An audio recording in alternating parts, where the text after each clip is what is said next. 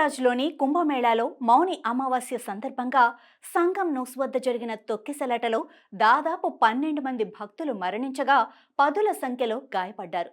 తొక్కిసలాట తర్వాత భక్తులు సంగం నోస్ వద్దకు వెళ్లవద్దని, సమీప ఘాట్లలోనే స్నానం చేయాలని ఉత్తరప్రదేశ్ ముఖ్యమంత్రి యోగి ఆదిత్యనాథ్ విజ్ఞప్తి చేశారు.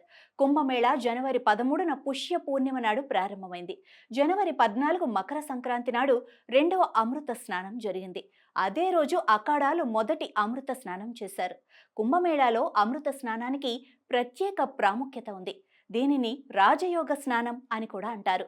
మహా కుంభమేళా సమయంలో సంఘంలో ఎక్కువ భాగం అఖాడాలకు కేటాయించారు. నాగసాధువులు సంగం ఘాట్కు చేరుకోవటానికి చెక్క దొంగలతో దారులు వేశారు. గంగా, యమున నదులు కలిసే ప్రదేశమే సంగం నోస్. అందుకే ఇక్కడ భక్తుల రద్దీ ఎక్కువగా ఉంటుంది. ఇక్కడ రెండు నదులు వేరువేరు రంగులలో కనిపిస్తాయి. యమున నీరు లేత నీలం రంగులో ఉండగా గంగ నీరు కొద్దిగా బురదలా కనిపిస్తుంది. యమునా నది ప్రయాణం ఇక్కడ గంగలో కలవటంతో పూర్తవుతుంది. ఈ ప్రాంతాన్ని కుంభమేళాలోని సంగం ఘాట్గా గుర్తించారు.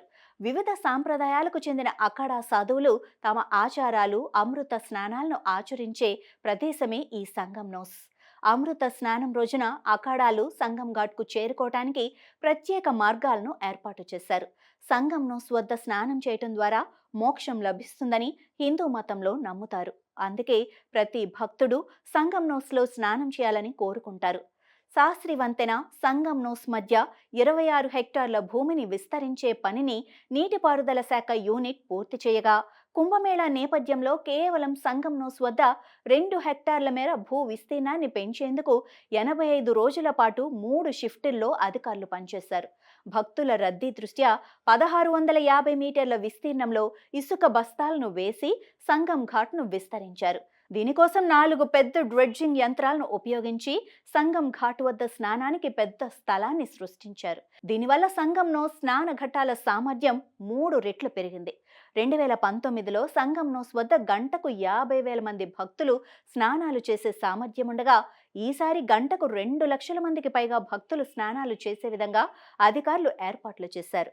అమృత స్నానం రోజున వివిధ మార్గాల నుంచి ప్రయాగ్రాజ్కు చేరుకునే భక్తులను సంగం ఘాట్లో ఎక్కువ రద్దీ లేకుండా సమీప ఘాట్లలోనే నిలిపివేస్తారు.